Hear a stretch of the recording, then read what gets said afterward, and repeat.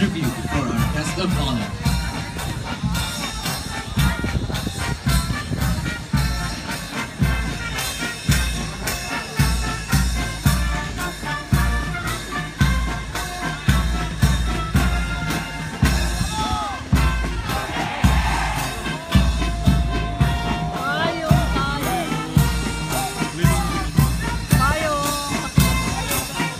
Ladies and gentlemen, passing in review before you is the Midshipman Fleet of the Maritime Academy of Asia and the Pacific, headed by its Fleet Commander, Midshipman First Class Sergio Ramos III and his staff, Midshipman First Class Jason Roy Gajano, Midshipman First Class Tender Joe Corpus, Midshipman First Class Benedict Ante, Midshipman First Class Elio John Gonzaga, Midshipman First Class Adrian Ursulo, Midshipman First Class Teodoro Deus, and Midshipman First Class Romo Morales. The NEPC band under the baton of PO2nd Gabriel Arlene.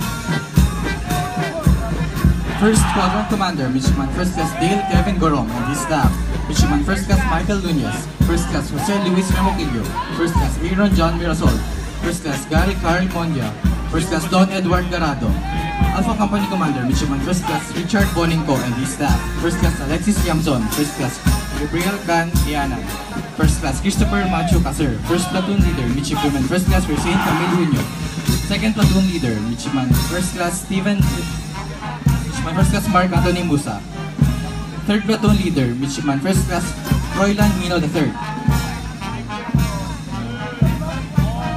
Bravo Company Commander, Midshipman First Class Ralph Alfred Fernando and his staff, Midshipman Second Class Jed Mandanas, Second Class Jimmy Palcon, Second Class Clarence Miliare, First Platoon Leader, Midshipman First Class Randil Hanyola,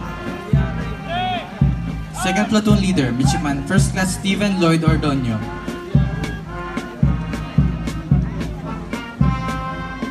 Third Platoon Leader, Midshipman First Class Aaron Troy Gregorio,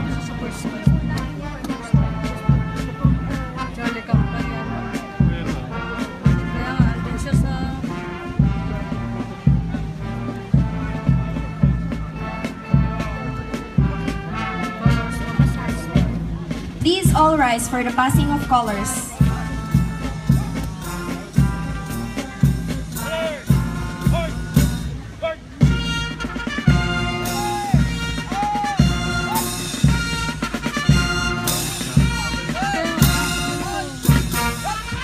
Thank you. Now take your seat. Color Officer Mission First Class Kevin James Villarreal, Flag Bearer Mission Second Class Bon Louis Mahay, Second Squadron Commander Midshipman First Class Darwin Balila and his staff, Midshipman First Class Rainer John Dayrick, First Class John Lawrence Sabanao, First Class Jason Mendez, First Class Nico Fidel Rugamos, First Daniel Cabuyo, Charlie Company Commander Midshipman First Class Kevin Jose and his staff, First Class Carmona John, First Class Rafael John Verances, Dan Valente Tepia, First Platoon Leader Mission First Bert Lester Elio, Second Platoon Leader Mission First Class Danilo Magpantay, Third Platoon Leader Mission First Class Rev John K. Alegado.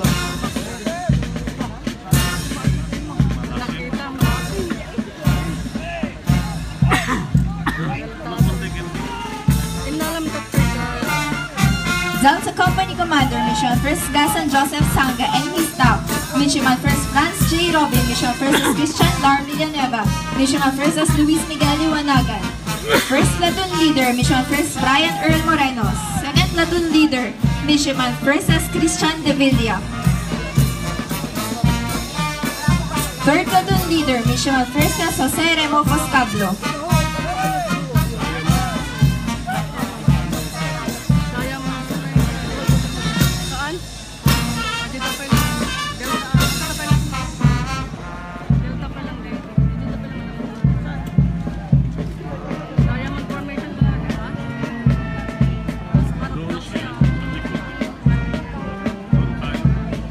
We will now proceed with the recognition ceremony for the Preferred Class of 2018. Ladies and gentlemen, you are now witnessing the Class of 2018 forming a diamond for their recognition. The recognition ceremony marks the end of the most difficult part of the training of the midshipmen. Here, the upperclassmen will give their sincere and sacred handshake to the fourth-classmen whichever plebe dreams of. They are forming the four sides of the diamond that stands for the four companies from where these plebes came from. The diamond also symbolizes the most valuable mark in the lives of the Emperorians.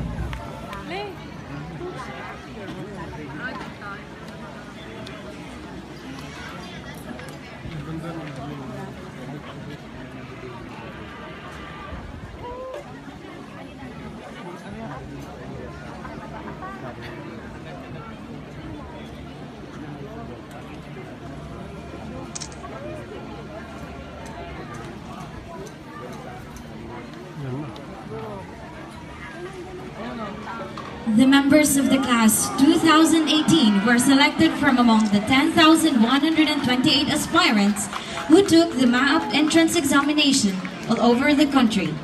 Majority of the group at around 75% came from Luzon, 16% from Visayas, and 9% from Mindanao. They formed the 16th class of the Maritime Academy of Asia and the Pacific. They came from average to well-off families with parents ranging from ordinary employees, farmers, drivers, businessmen, merchant marine officers, doctors to high-ranking government officials. A total strength of 381 reported last April for their reception. Now, presently standing with pride in front of you are 366 midshipmen and women of Improvian class of 2018.